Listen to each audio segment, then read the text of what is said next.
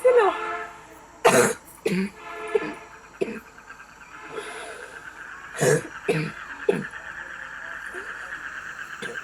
কে কে খেলতেছে তোমরা?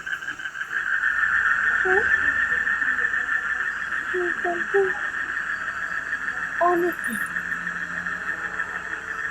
শুধু আমার ভাই বোন না, ওদের ঘরটা আমাদের অনেক বড় তো,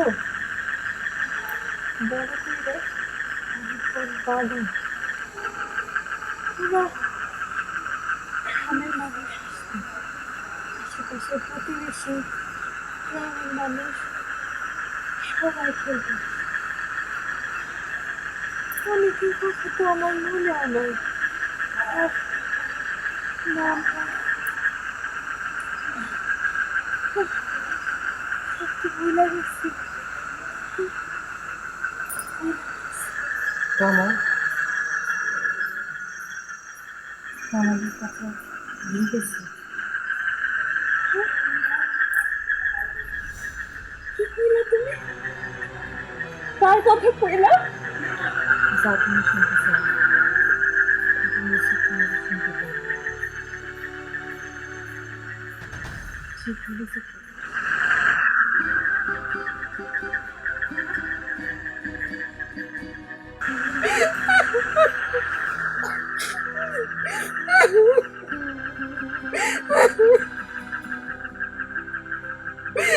আমি কত চাইছিলাম, আমি কত কত শখ ছিল আমার, তুমি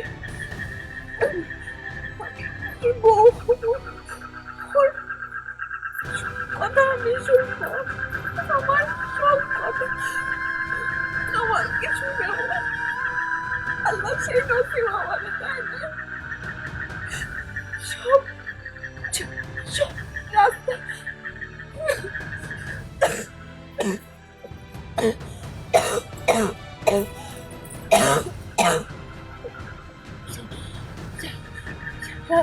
সারা জীবনের জন্য বন্ধ করে দিছে যে, সারা জীবনের জন্য বন্ধ।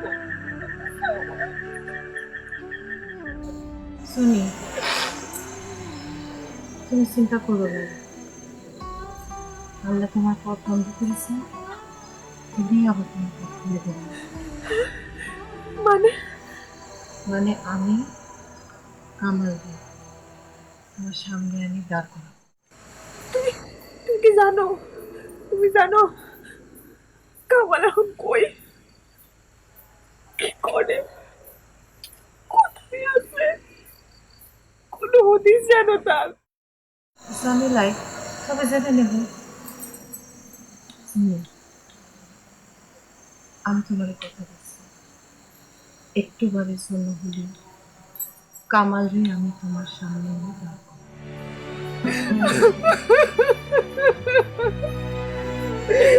আমি আমি আমি ওরে অনেক অনেক ভালোবাসি।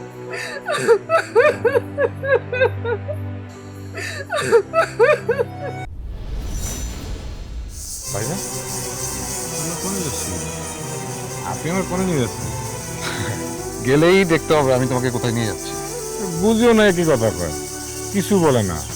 আমার শুধু বললো ভাইজানের সাথে ঘুরতে যা, ভাইজান তোকে ঘুরতে নিয়ে যাবে। আমি তোমাকে বাসন্তীপুরে আড়ঙে নিয়ে যাচ্ছি। আরং? আরং কি ভাইজান?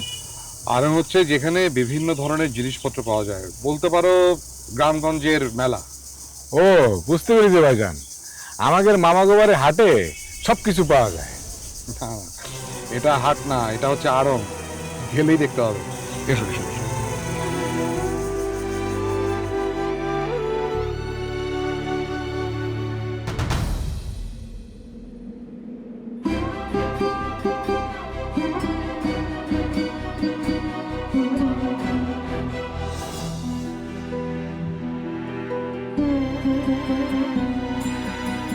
কে রে মেসো, তুই এখানে দাঁড়িয়ে আছিস কেন? মাথায় কাপড় দে।